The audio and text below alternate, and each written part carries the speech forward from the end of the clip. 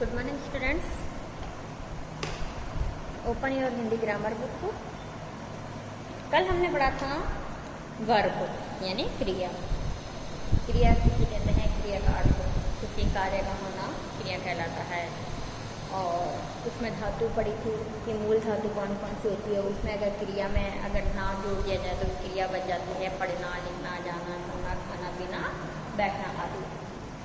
इसके बाद हमने पढ़ा था कि रचना की दृष्टि से क्रिया के दो भेद होते हैं, अकर्मक और सकर्मक। ठीक है, अकर्मक कर्म रहित और सकर्मक कर्म सहित। इसके एग्जाम्पल भी हमने पढ़ लिए थे। आज हम पढ़ेंगे कि सकर्मक क्रिया के भी भेद होते हैं। आज क्या पढ़ेंगे हम कि सकर्मक क्रिया के भेद होते हैं। तो सकर्मक क्रिया के कितने भेद होते हैं? 3 भेद होते हैं, एक कर्मक, द्विकर्मक और अपूर्ण क्रिया। अब आपको नाम से मालूम पड़ेगा, एक कर्मक 1, द्विकर्मक 2 और अपूर्ण जिसका कोई कार्य पूरा ना हो। ठीक है, अकर्मक क्रिया का मतलब होता है जिस क्रिया पर एक का ही प्रभाव हो, जिस क्रिया में केवल एक कर्म के पूरे होने का पता चलता है। एक कर्मक क्रिया की डेफिनेशन क्या लिखेंगे हम कि जिस क्रिया में केवल एक कर्म के पूरे होने का पता चलता है, एक कर्मक कहलाता है। अर्थात जब एक ही वाक्य में एक ही कर्म आ जाए, यानी एक ही वाक्य में पूरा एक वाक्य है और उसमें एक ही कर्म आ जाए, वो एक कर्मक क्रिया कहलाती है। जैसे वह रोटी खाता है, कर्म आ रहा है ना, कर्म आ रहा है कि वह रोटी खा रहा है। सिर्फ रोटी खा रहा है, कुछ और नहीं खा रहा है, रोटी ही है, इसके साथ में रोटी है। शाम टीवी देख रहा है, शाम क्या कर रहा है? टीवी देख रहा है। सिर्फ वो क्या कर रहा है? टीवी देख रहा है और कुछ नहीं कर रहा है।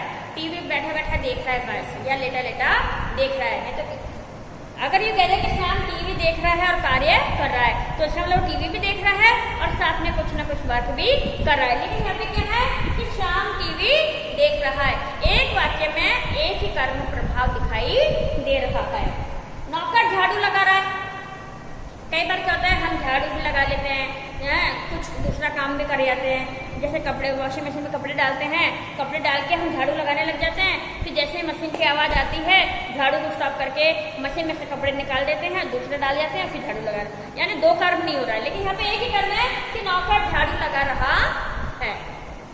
तीसरा आता है मैं हिंदी पढ़ा रही हूँ। एक ही कर्म है कि मैम क्या कर रही है? हिंदी पढ़ा रही है। अब आप ऐसे कहते हो कि मैम है ना, साइंस में आप ये बता दीजिए अमीबा कैसा होता है, कितना इसका जीवन काल होता है, या यूँ कह दीजिए कि पादप कोशिका या जंतु कोशिका में क्या अंतर है, तो मैं नहीं बता सकती। क्यों? क्योंकि मैं सिर्फ क्या कर रही हूँ? मैं हिंदी पढ़ा रही हूँ। मेरा कर्म एक ही है कि मैं हिंदी पढ़ा रही हूँ, मैं दूसरा कार्य नहीं कर रही हूँ। आपकी डेफिनेशन भी ये करिए कर्म क्रिया की कि जिस क्रिया में केवल एक कर्म के पूरे होने का पता चलता है, या आप कह दीजिए कि जब एक ही वाक्य में एक ही कर्म आ जाए तो वह अकर्मक क्रिया कहलाती है। ये हो गया। अब दूसरी आती है द्विकर्मक क्रिया। अब नाम से भी मालूम पड़ेगा आपको द्विकर्मक क्रिया क्या होती है। एक कर्मक से अगर आप भूल भी जाए तो कर्मक क्रिया देखो, एक कर्मक क्रिया बिल्कुल सकर्मक क्रिया की जैसे है। सकर्मक क्रिया में था कि जिस वाक्य में कर्म की प्रधानता हो या कर्म सहित हो, सकर्मक क्रिया कहलाती है। अब एक कर्मक में क्या बोला है कि जिस वाक्य में एक ही कर्म के आधार पर पूरा वाक्य पूरा होता हो, या एक ही वाक्य में पूरा उनके कर्म दर्शाया जाता है, उसे हम एकर्मक क्रिया कहते हैं। ठीक है, अब आ जाती है आपकी द्विकर्मक क्रिया। देखिए द्विकर्मक क्रिया का मतलब क्या होता है? द्विकर्मक मतलब होता है 2 कर्म वाला।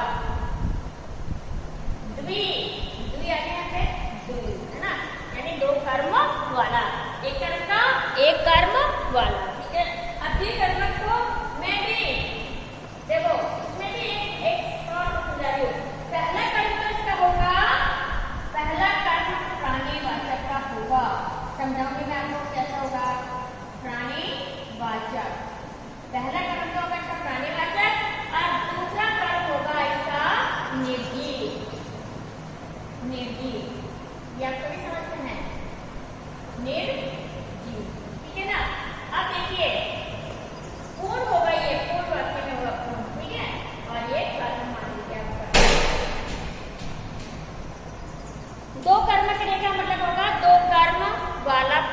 वाक्य होगा जिसमें पहला वाक्य तो होगा प्राणीवाचक और दूसरा होगा आपके निर्जीव वाक्य। अब कैसा होगा देखिए, जैसे एग्जाम्पल देखिए आप, जैसे सोहन ने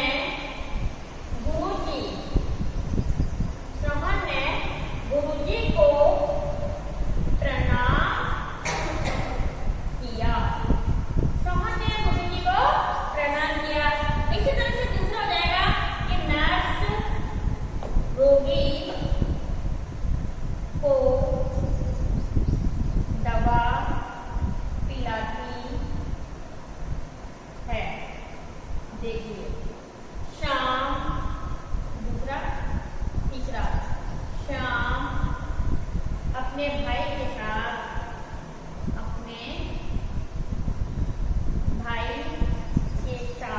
क्या कर रहा है, टीवी देख रहा है। देखो आपका, मैंने बताया कि सकर्मक क्रिया के दो भेद होते हैं। एक कर्मक क्रिया जिसमें एक ही कर्म का प्रभाव पड़ता है। अब वो पढ़े द्विकर्मक, है ना, द्वि यानी दो, द्वि का मतलब दो, तो यहाँ पे क्या जाएगा, दो कर्म वाला। ठीक है, दो कर्म में भी देखिए मैं सबसे पहले आ जाता है, इसमें जो पहला कर्म जो होगा वो प्राणीवाचक होगा और दूसरा जो होगा ना वो निर्जीव होगा। कैसा होगा देखिए, मैंने यहाँ पे लिखा है सोहन ने गुरुजी को प्रणाम किया, तो गुरुजी क्या है, प्राणीवाचक है, और प्रणाम किया निर्जीव हो गया। गुरुजी ने, सोहन ने गुरुजी को प्रणाम किया, दो कर्म आ गए, तो गुरुजी को उसने क्या किया है, प्रणाम किया है। दूसरा अगर नर्स, ये नर्स है रोगी को, रोगी पहला कर्म हो गया, रोगी को क्या करती है, दवा पिलाती है। दो कर्म हो गए, नहीं हो गए, तो नर्स रोगी को दवा पिलाती है। शाम अपने भाई, प्राणीवाचक क्या कर रहा है, टीवी देख रहा है, नेगेटिव सेंटेंस हो गया। दवा पिलाना, दवा भी क्या नेगेटिव है, ठीक है ना, तो पहला कर्म जो होगा वो प्राणीवाचक आएगा। द्विकर्मक में आप सेंटेंस को देखेंगे तो पहला कर्म तो प्राणीवाचक होगा और दूसरा कर्म क्या होगा, निर्जीव होगा। जैसे सेंटेंस में लिखा है सोहन अपने भाई के साथ टीवी देख रहा है। इसी तरह से मैं एक और एग्जांपल लिख दूं, चौथा एग्जांपल में लिख दूं, नौकर क्या कर रहा है, फिनाइल, फिनाइल जानते हैं ना, फिनाइल, नौकर फिनाइल से क्या कर रहा है, पोंछा लगा रहा है, पोंछा लगा रहा है। फिनाइल, नौकर क्या कर रहा है, फिनाइल से क्या लगा रहा है, पोंछा लगा रहा है। दो कर्मक हो गए कि नहीं हो गए, आगे समझ में आपको। तो द्विकर्मक क्रिया का मतलब होता है कि जिसमें दो कर्म हो, पहला कर्म आ जाता है प्राणीवाचक का और दूसरा आता है निर्जीववाचक का, और इसमें आपने एग्जाम्पल देख ली है। तो द्विकर्मक का मतलब ये होता है। अब आता है अपूर्ण क्रिया, हमें क्रिया का पता ही नहीं चलता है। अपूर्ण क्रिया में देखिए अब आप कैसे एग्जाम्पल लिखेंगे आप, ये दो ऑप्शन में आगे सकर्मक क्रिया के दो भेद होते हैं, एक कर्मक और द्विकर्मक। एक कर्म का मतलब एक कर्म और द्वि का मतलब दो कर्म, है ना। अब आप आगे देखिए अपूर्ण क्रिया। अपूर्ण क्रिया किसे कहते हैं, देखो यहाँ पे मैं लिख देती हूँ अपूर्ण क्रिया, ठीक है। अपूर्ण क्रिया में लिखिए जब क्रिया के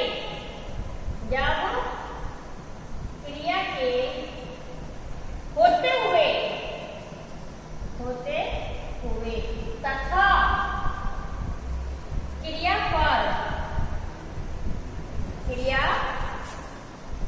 पर कर्म के रहते हुए भी अकर्मक व सकर्मक, आगे ना दोनों का मतलब है ना, अकर्मक या सकर्मक क्रिया स्पष्ट अर्थ ना दे,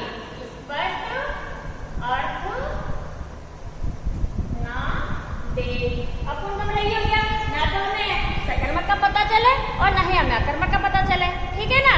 तो सब अपूर्ण का मतलब ये हो गया, दोनों का कोई अर्थ नहीं दे, ठीक है ना, तो उसे अर्थ न दे, तो वहां पर क्या होगी अपूर्ण, तो वह अपूर्ण क्रिया,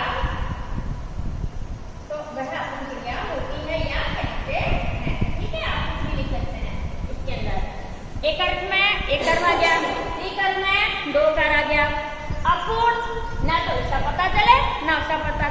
जैसे मैंने बहुब्री समास था ना कि ना तो प्रथम पद होता है और ना उत्तर पद होता है या दूसरा पद होता है, कोई तीसरा ही अर्थ निकलता है।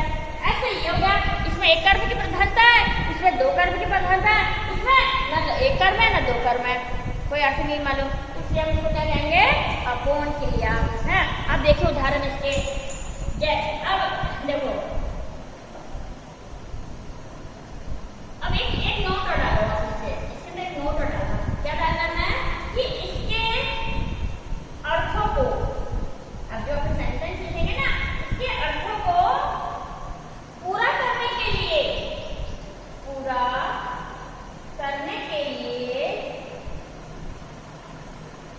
जिन शब्दों का प्रयोग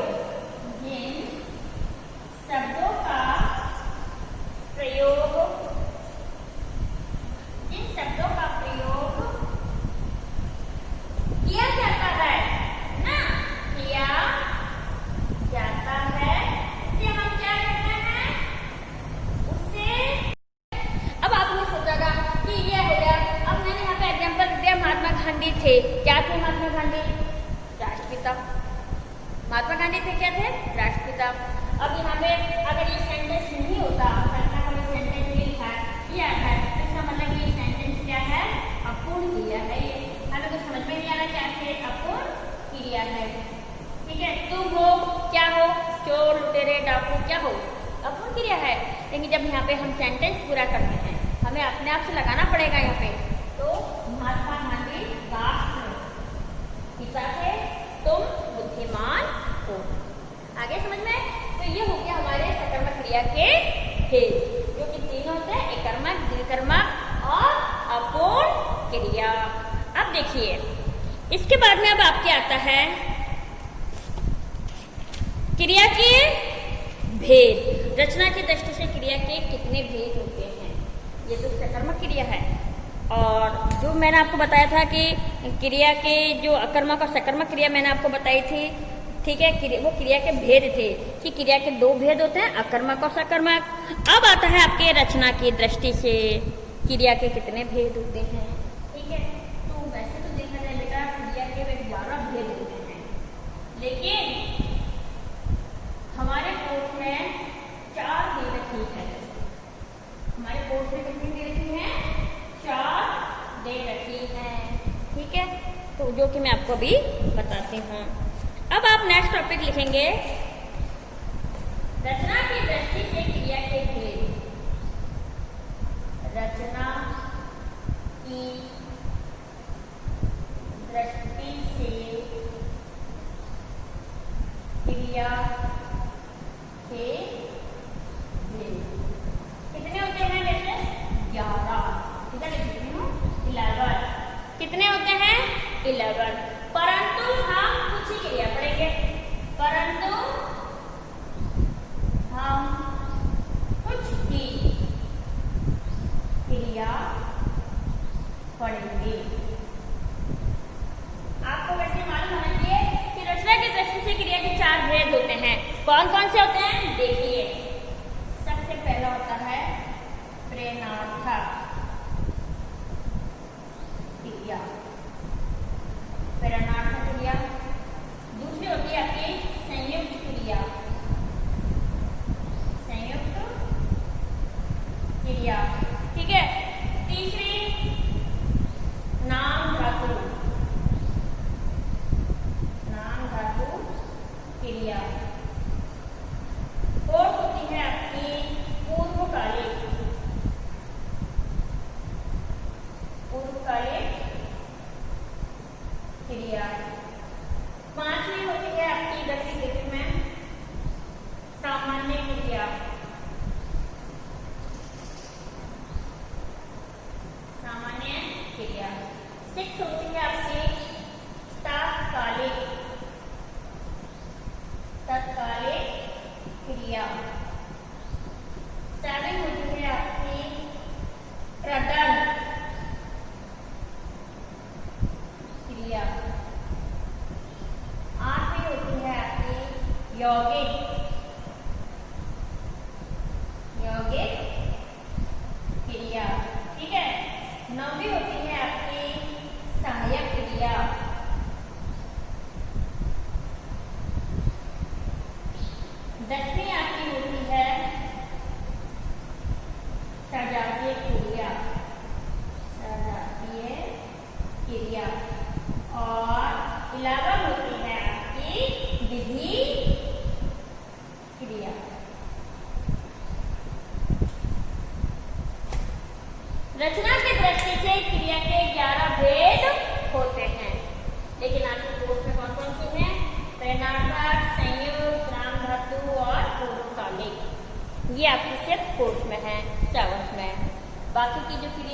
आगे आप जब आगे जैसे जैसे क्लास में जाएंगे आपको इनके बारे में पढ़ने को मिलेगा। लेकिन नाम सिर्फ भी बता देते, प्रेरणार्थक, संयुक्त, नाम धातु, पूर्वकालिक, सामान्य, तात्कालिक, रदर, यौगिक, सहायक, सजातीय और विपरीत। अब हम पढ़ेंगे इनके बारे में, जो कि आपके कोर्स के अंदर दी गई है उनके बारे में हम पढ़ेंगे। तो देखिए, सबसे पहले हम पढ़ेंगे पूर्वकालिक क्रिया, कि पूर्वकालिक क्रिया क्या होती है। ठीक है, पूर्वकालिक के बारे में मैं आपको बताती हूँ। देखिए, पूर्व का मतलब होता है पहले, है ना, का समय या पहले किया हुआ। देखिए, पूर्वकालिक क्रिया, पूर्वकालिक क्रिया का अर्थ होता है पहले से हुआ, पहले से हुआ। अर्थ हो गया, पूर्व का मतलब होता है, सॉरी, प्रेरणार्थक है, हम पहले प्रेरणार्थक करते हैं। प्रेरणार्थक क्रिया, प्रेरणार्थक, प्रेरणा देना या आज्ञा देना। प्रेरणार्थक का मतलब होता है आज्ञा देना। जिस क्रिया में, हम इसकी डेफिनेशन लिखेंगे कि जिस क्रिया में, जिस क्रिया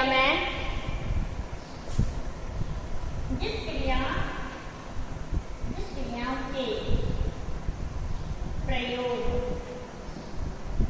जिस क्रिया के प्रयोग से यह पता चले कि कर्ता खुद कार्य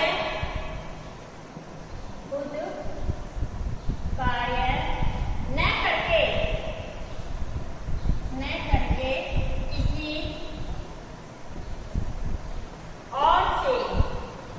और से कार्य करवा रहा है,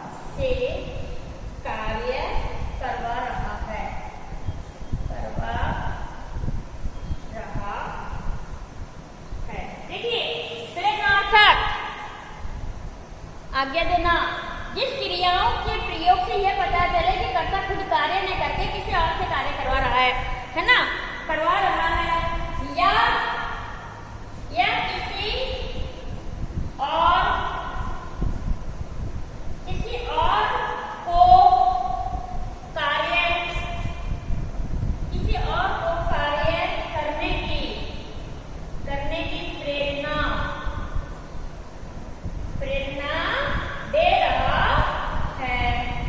दे रहा है, उसे हम क्या कहेंगे? उसे प्रेरणार्थक क्रिया कहते हैं। उसे प्रेरणार्थक क्रिया कहते हैं।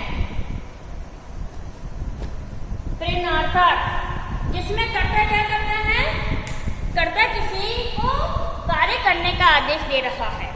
जैसे मैं हूँ, मैंने किसी बच्चे को खड़ा किया कि जाओ बेटा वो कार्य करके आ जाओ, या बेटा वो सामने जो ब्लैक बोर्ड है आप उसे इरेज करके आ जाओ, यानी साफ करके आ जाओ। तो मैंने आपको कार्य करने के लिए आदेश दिया है।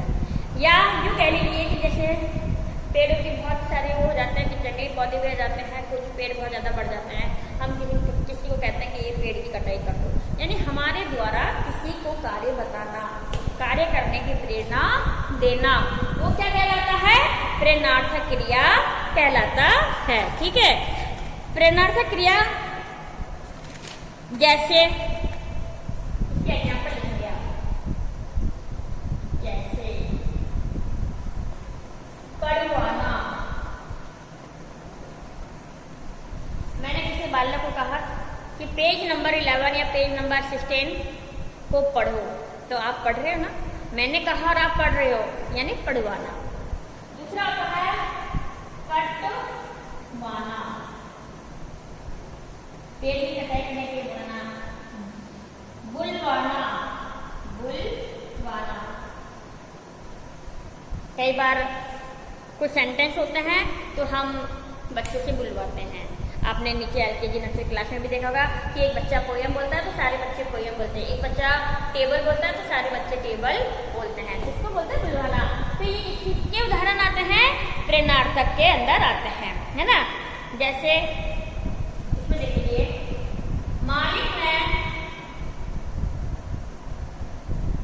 मालिक नौकर से कार साफ करवा रहा है, साफ करवा रहा है। मैंने राधा से पत्र लिखवाया, मैंने राधा से पत्र लिखवाया। ठीक है ना।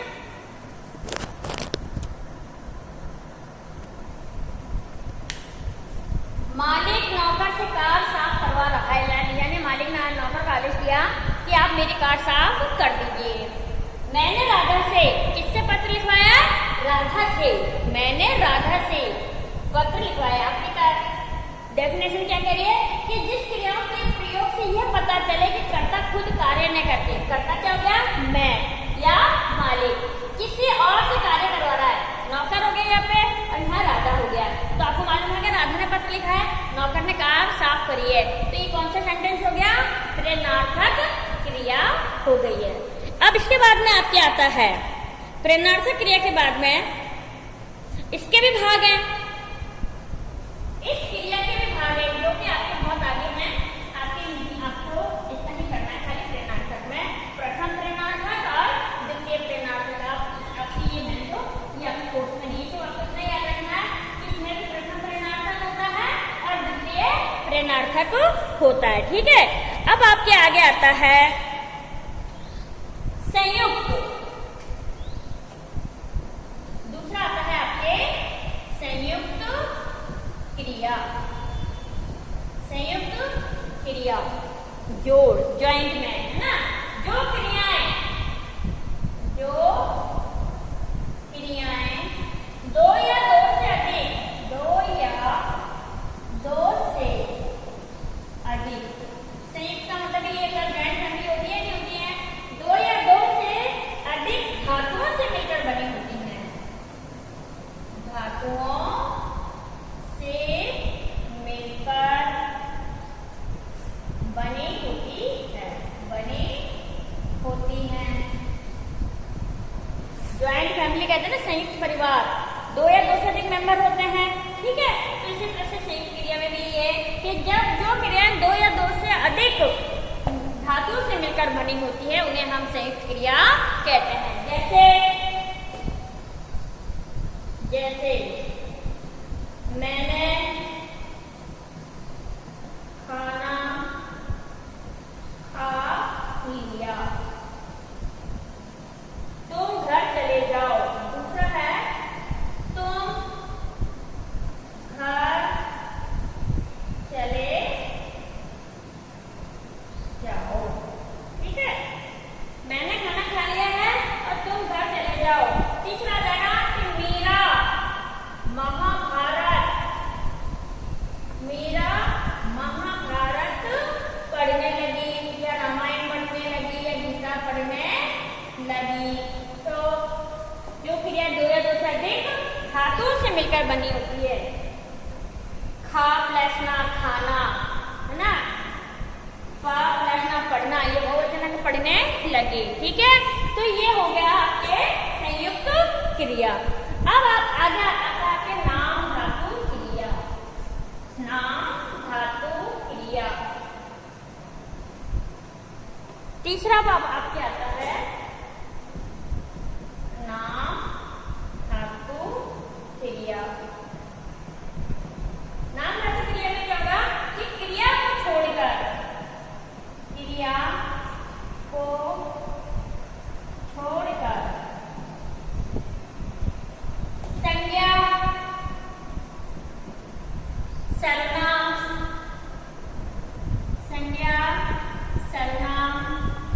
तथा विशेषण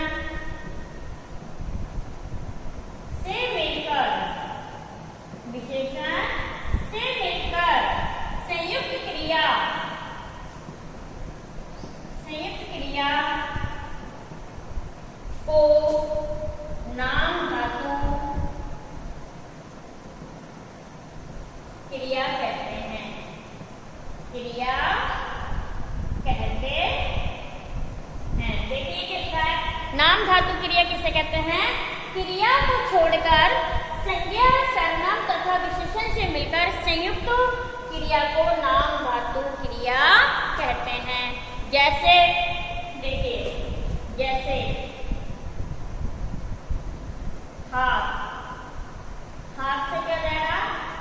हथियाना, हथियाना, ठीक है। स्वीकार, स्वीकार से स्वीकारना। बात से बतियाना, ठीक है। लालच, लालच से ललचाना, है ना।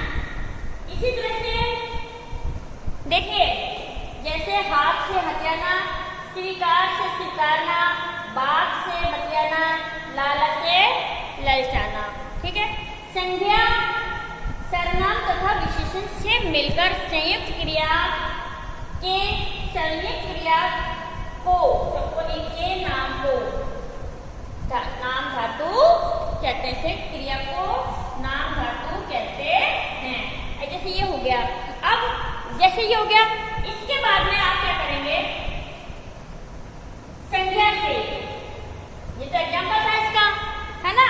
अब देखिए संज्ञा शब्दों से, संज्ञा शब्दों से कैसे होगा? शब्दों से, संज्ञा शब्दों से देखिए, सर्व, सर्व से क्या हो गया? सर्वमाना,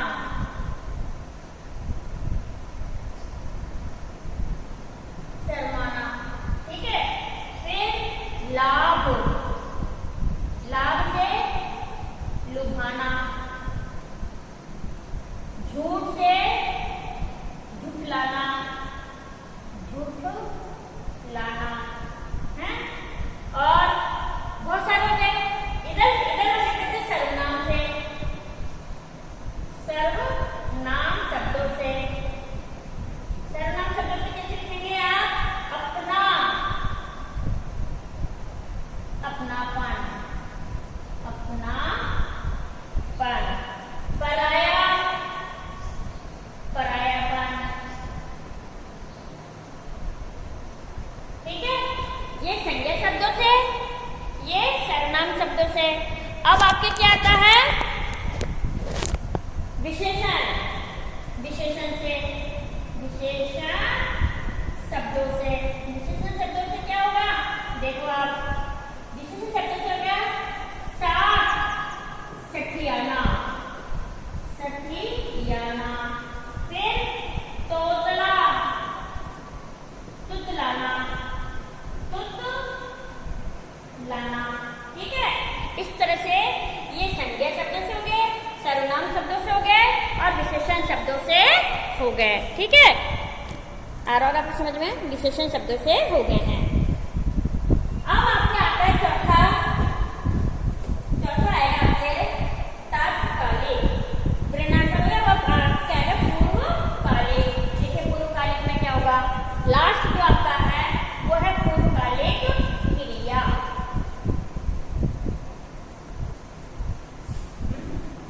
पूर्वकालिक में पहले से हुआ वाली, लास्ट जो आपका है वो है पूर्वकालिक क्रिया। पूर्वकालिक क्रिया का मतलब होता है पहले से हुआ, पहले से हुआ, ठीक है। पूर्वकालिक में है आपके पहले से हुआ। अब देखिए, जब कर्ता, जब कर्ता एक कार्य को समाप्त, समाप्त मतलब फिनिश, समाप्त करके तुरंत, तुरंत दूसरे कार्य पर लग जाता है, कार्य पर लग जाता है। पहले से हुआ है जब कर्ता एक कार्य को समाप्त करके तुरंत दूसरे कार्य पर लग जाता है, तब जो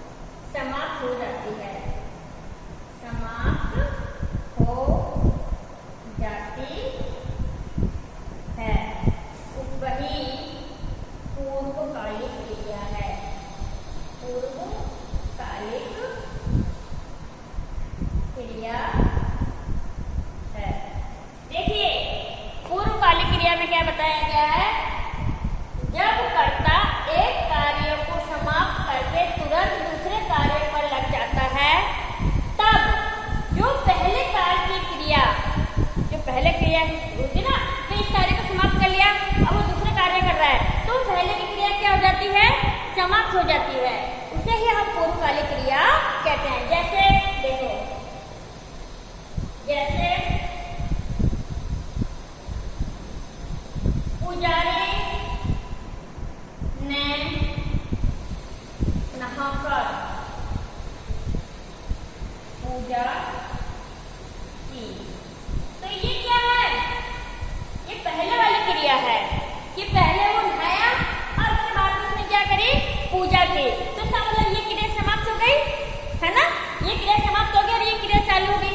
आपकी डेफिनेशन क्या करिए कि कार्य करके समाप्त करके तुरंत दूसरे कार्य पे लग जाता है, पहले ये कार्य किया और फिर उसके बाद में ये क्रिया दूसरा क्रिया कर रहा है, तब जो पहले कार्य की क्रिया समाप्त हो तो उस समय ये क्रिया समाप्त होगी ना भाई, ये वाली क्रिया समाप्त हो गई ना, तो पुजारी ने नहाकर पूजा की। इसी तरह से दूसरा क्या लिखेंगे आप, चोर, इधर लिखो, दूसरा नंबर का है चोर सामान चुराकर, सामान चुराकर भाग गया, यानी इसने पहले क्या करा, पहले सामान चुराया और फिर भाग गया, तो ये दूसरी क्रिया हो गई, पहले ये करे फिर दूसरी ये क्रिया हो गई, ठीक है। इसी तरह से तीसरा है वह खाकर सो गया, वह खाकर सो गया, यानी पहले उसने खाना खाया, खाना खाने के बाद खाना फिनिश हो गया, फिनिश होने के बाद वो क्या करा, सो गया जाके, तो दो क्रिया हो गई, पहले क्रिया में खाया और फिर सो गया, यानी ये क्रिया तो बंद हो गई, खाने वाली क्रिया बंद हो गई, दूसरी क्रिया हो गई कि वह सो गया। इसी तरह से आपकी ये जो क्रिया वाला जो लेसन था वो कंप्लीट हो गया है। क्रिया किसे कहते हैं, क्रिया के कितने भेद होते हैं, दो होते हैं, अकर्मक और सकर्मक। अकर्मक में जिसमें कर्म रहित होता है, सकर्मक जिसमें कर्म की प्रधानता होती है। फिर सकर्मक क्रिया के फिर तीन भाग होते हैं, एक कर्मक, द्विकर्मक और अपूर्ण क्रिया, ठीक है। उसके बाद में रचना के दृष्टि से क्रिया के 11 भेद होते हैं, लेकिन हमारे कोर्स में 4 दिए गए हैं, तो 4 कौन से दिए गए हैं, पूर्वकालिक क्रिया, प्रेरणार्थक क्रिया, संयुक्त क्रिया, नाम धातु क्रिया और पूर्वकालिक क्रिया।